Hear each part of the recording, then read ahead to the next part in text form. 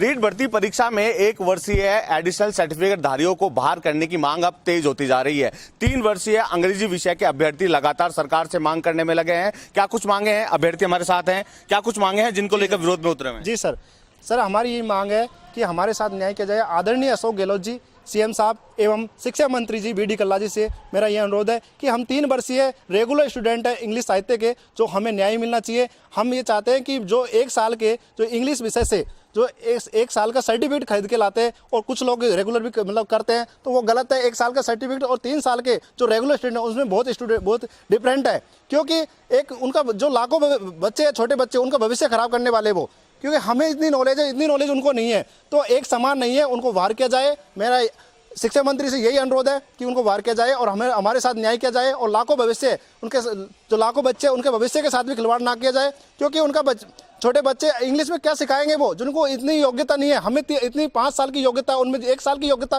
कितने ऐसे कैसे समान माना जाएगा? आप बिल्कुल देखिए, 1 साल का अंग्रेजी विषय का सर्टिफिकेट लेकर रीट भर्ती में शामिल हो गए हैं, जिसका विरोध हो रहा है। क्या कुछ रणनीति बनाई जाएगी अगर मांगे पूरी नहीं होती है तो? अगर हमारी मांगे पूरी नहीं होती है तो हम 9 फरवरी को विधानसभा का घेराव करेंगे और एक सशक्त आंदोलन की चेतावनी देते हैं, क्योंकि हम जो 10वीं क्लास के बाद एक वैकल्पिक विषय का चुनाव होता है, उसके बाद 11वीं 12वीं 3 साल ग्रेजुएशन, उसके बाद 2 साल बीएड में सब्जेक्ट रखने के बाद भी हमसे ऊपर जो 1 साल के एडिशनल डिग्रीधारी है वो सर्टिफिकेट लेके आते हैं और उनको मान्यता दी जा रही है। तो हम चाहते हैं कि उनको और हमारा कंपेयर नहीं किया जाए और उनको बाहर किया जाए, और शिक्षा मंत्री जो गुणवत्तापूर्ण शिक्षा की बात करते हैं उसको तवज्जो दी जाए। आप बिल्कुल देखिए, विरोध के स्वर अब तेज होते जा रहे हैं। कितनी तादाद है 3 वर्षीय अभ्यर्थियों की पूरे प्रदेश में? 3 वर्षीय अभ्यर्थियों की सर तादाद कम से कम 1 लाख तो है ही है, 1 लाख से ज्यादा ही है। और सर एडिशनल वाले है ना, जो 5000 के आसपास है। मैथ स्कोरिंग सब्जेक्ट होता है, मैथ में नंबर ले आते हैं, इंग्लिश से फॉर्म भर देंगे, इंग्लिश की कटऑफ कम जाती है, हमारे हक को खा जाते हैं। कॉमर्स वाले हैं, कॉमर्स वाले भी यही चीज दोहराते हैं।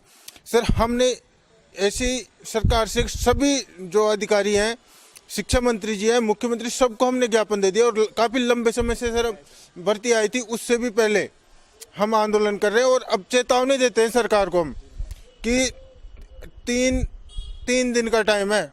9 फरवरी को हम बहुत ज्यादा संख्या में विधानसभा का घेराव करेंगे और हमारी मांगों को पूरा करने की सरकार ध्यान दे। और बिल्कुल देखिए, लंबा समय हो गया है, विधायक से लेके मंत्री से लेके प्रशासनिक अधिकारियों तक को ज्ञापन दिया गया, लेकिन सूद नहीं ली जा रही है। अब आक्रोश बढ़ता जा रहा है। 9 तारीख को चेतावनी भी दी है। किस तरह रणनीति बनाई जाएगी?